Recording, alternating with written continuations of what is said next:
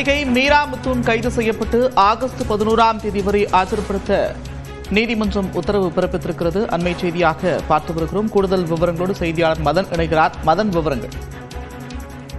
பட்டியலினத்தவர் குறித்து அவதூறாக பேசி சமூக வலைதளத்தில் வீடியோ வெளியிட்டதாக நடிகை மீரா மிதுன் அவருடைய நண்பர் சாம் அபிஷேக் ஆகியோருக்கு எதிராக ஏற்கனவே வன்கொடுமை தடுப்பு சட்டத்தின் கீழ் வழக்கு பதிவு செய்யப்பட்டது. ஆகஸ்ட் கடந்த 2021ஆம் ஆண்டு இரண்டு பேர் கைது செய்யப்பட்டார்கள். பின்னர் 2 பேருமே ஜாமீன் விடுவிக்கப்பட்டார்கள். ஆனால் இந்த வழக்கு விசாரணைக்கு ஆஜராகாத மீரா மிதுனுக்கு எதிராக 2022ஆம் ஆண்டு பிடிவாரண்ட் பிறப்பிக்கப்பட்டது. அவரை கைது செய்து நீதிமன்றத்தில் ஆஜர்படுத்தவும் தனிப்படை அமைக்கப்பட்டது.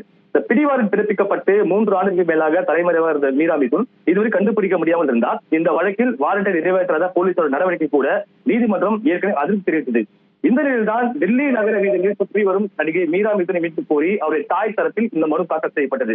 இந்த மனு முதன்மை அமர்வு நீதிமன்றத்தில் விசாரணைக்கு வந்தபோது காவல்துறை தரப்பில் நீதிமன்ற உத்தரவின்படி சென்னை மாவட்ட சட்டப்பணிகள் ஆணையக்குழு மூலமாக டெல்லியில் உள்ள சட்டப்பணிகள் ஆணையக்குழுவிடம் தகவல் தெரிவிக்கப்பட்டு டெல்லி போலீசாரால் பிடிக்கப்பட்ட மீரா மிதுன் தற்போது அங்குள்ள அரசு காப்பகத்தில் வைக்கப்படுவதாக தெரிவிக்கப்பட்டது.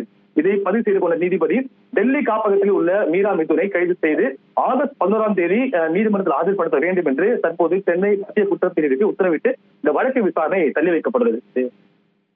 நன்றி மதன், விவரங்களுக்கு.